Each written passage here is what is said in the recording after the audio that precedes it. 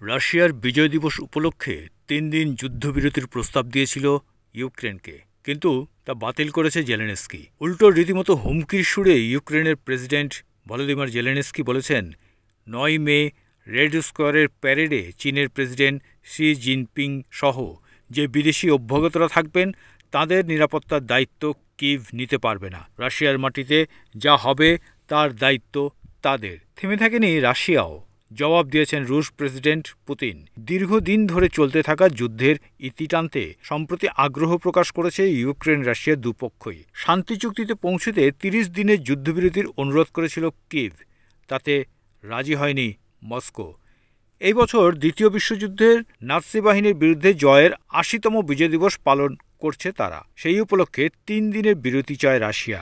এই দিন বিজয় দিবস পালনকে নাটক বলে ভর্ৎসনা করলেন জেলেনস্কি। তিনি বলেন, আমেরিকা বলেছিল একটি নিঃশর্ত যুদ্ধবিরতি শুরু করতে, আমরা তাদের প্রস্তাব অনুসরণ করছিলাম, কিন্তু ক্রেমলিন এইসব শুনতে রাজি নয়। তারা ৩ দিন যুদ্ধ বন্ধ রাখতে আগ্রহী, তার বেশি নয়। এই প্রসঙ্গে ইউক্রেনের প্রতিরক্ষামন্ত্রী দাবি করেছে, কৃষ্ণ সাগরে একটি সিবোর্ড ড্রোনের সাহায্যে তারা একটি রুশ Su-30 যুদ্ধবিমান ধ্বংস করেছে। বিজয় দিবস উপলক্ষে অন্তত ২০টি দেশের নেতারা থাকবেন রেড স্কোয়ারের অনুষ্ঠানে। এই পরিস্থিতিতে ইউক্রেনের বক্তব্য, ৩০ দিনের যুদ্ধবিরতি যখন হচ্ছে না, তখনও মস্কোয় উপস্থিত কোনো অতিথির নিরাপত্তার দায়িত্ব তাদের নয়। জবাবে পুতিন বলেছেন, ওইসব পরমাণু অস্ত্র ব্যবহার করার কোনো দরকার নেই। আমার মনেও হয় না দরকার পড়বে। আমাদের যথেষ্ট শক্তি আছে।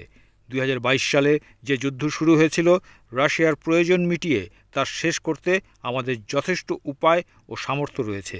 এখন ৯ মে সামনে রেখে নতুন করে কি ধ্বংসলীলা শুরু হয়, সেই আতঙ্কে আছে বিশ্ব।